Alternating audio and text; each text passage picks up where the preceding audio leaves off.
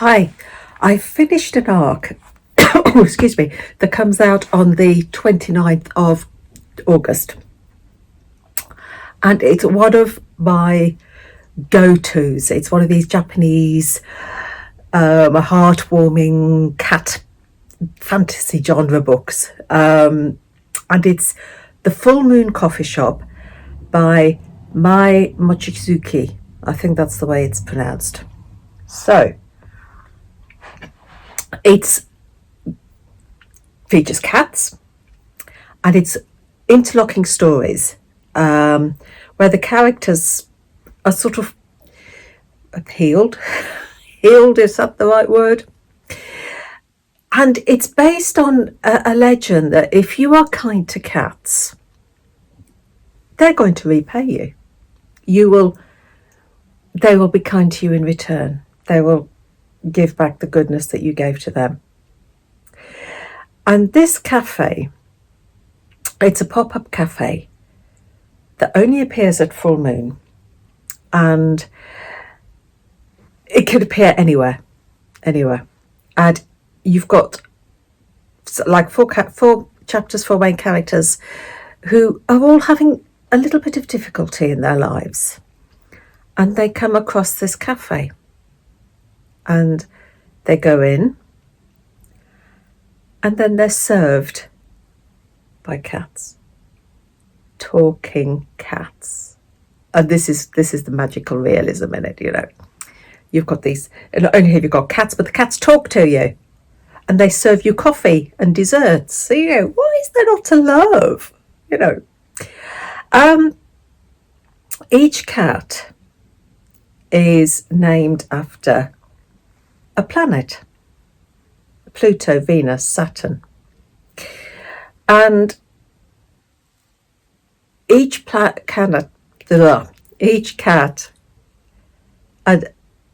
is relevant. Venus, the cat Venus, this beautiful white Persian cat. Venus is the planet that sort of almost governs the birth chart of the character that Venus serves when she's handing out the coffees.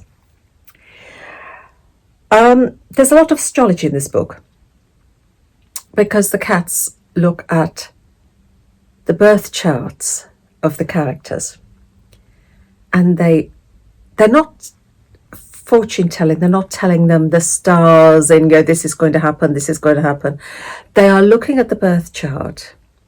They're looking at the 12 houses of the birth chart and the planets that govern the 12 houses to help the characters understand what makes them tick, understand more about themselves. And in doing that, in having a better understanding of themselves, they can move forward, they can adjust their lives to overcome the difficulties that they're having at the moment. Does that make sense? By understanding the characters,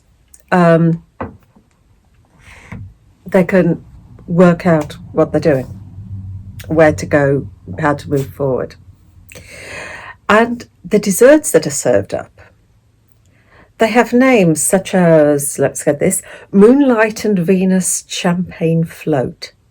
And, things like that. And the flavours and everything, they are almost, they relate to the birth chart, to the planets as well. They complement. And all the characters, there is a link between them, and there's a link between the cats. But you don't realise until you get right to the end what the link is, why the cats are helping this particular set of people. Format, it's reminiscent of the ones we've read before, tales like the Before the Coffee Gets Cold, that type of thing. It's where you've got different people being helped at different times. It's very reminiscent of that. I think I think some people will be turned off because of the astrology, because there are sort of chunks of astrology in there. So if astrology isn't their bag, then they're not going to get into it. But for me, it's what it says on the tin.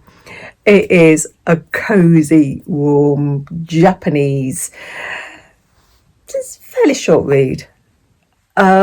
Cats, fantasy, warm, cozy. For me, it ticked all the boxes. Yeah, I knew it. When I picked it up, I knew it was going to be one for me. I always pick these up because they're just sort of nice and warm, and there's nothing wrong in them. There's nothing in them that's going to.